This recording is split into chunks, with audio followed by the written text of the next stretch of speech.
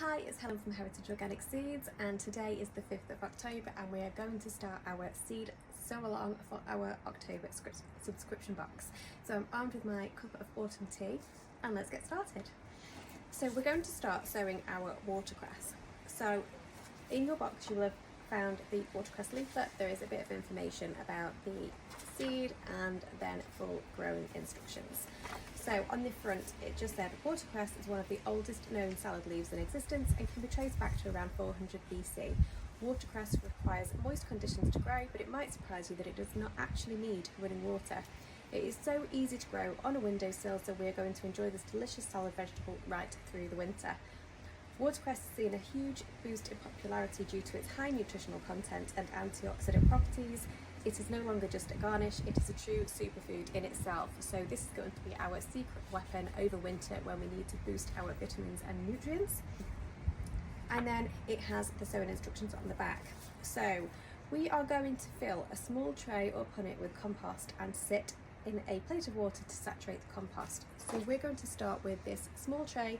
This is a little mini propagator tray and it came with a little mini propagator lid. If you don't have a mini propagator, don't worry, just find a small tray or pot and you can cover it with a clear plastic sandwich box lid or even a plastic sandwich bag. I have a few sandwich bags that I just keep using on rotation and just reuse and reuse and reuse for seeds to help them germinate.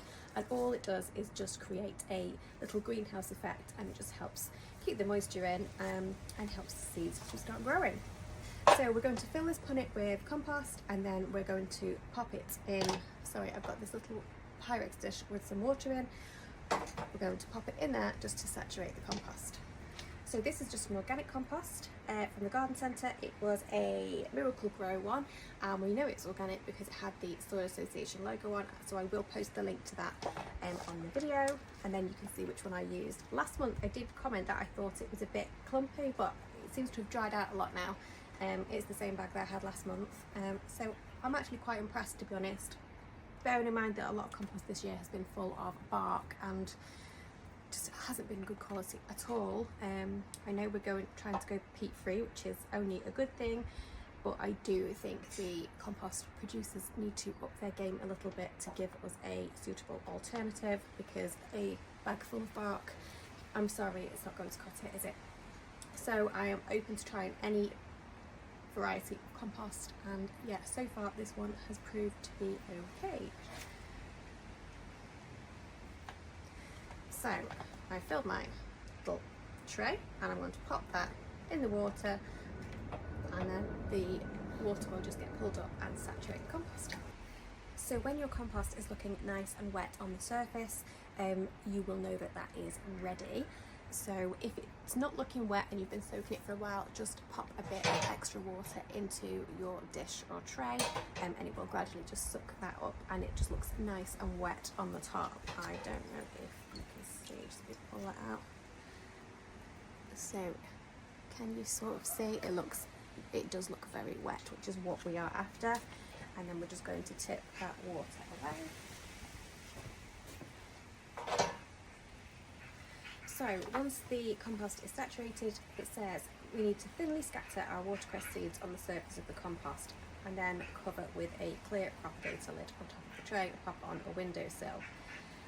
Germination is going to take a few days. So we'll take our seed packet,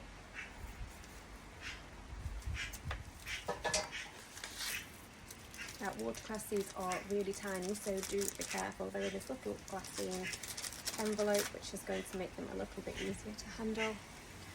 You can either scatter them on the soil surface directly from here, or I prefer just to pop a few in my hand just to have that little bit of extra control.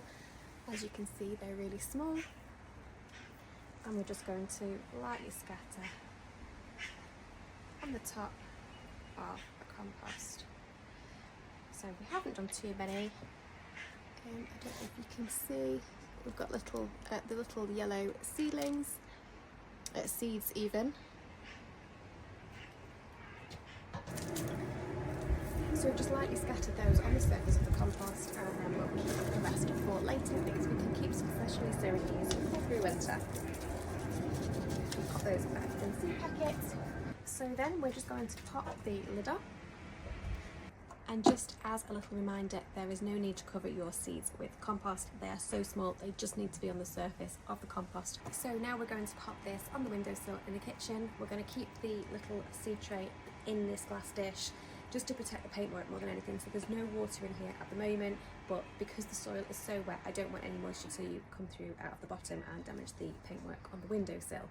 So once the seeds have germinated, we will then pop a bit of water into this tray, into this dish even. You may use a plate, just whatever you have handy, whatever you prefer to use, and whatever keeps your workspace clear and keep your windowsills as clear as possible.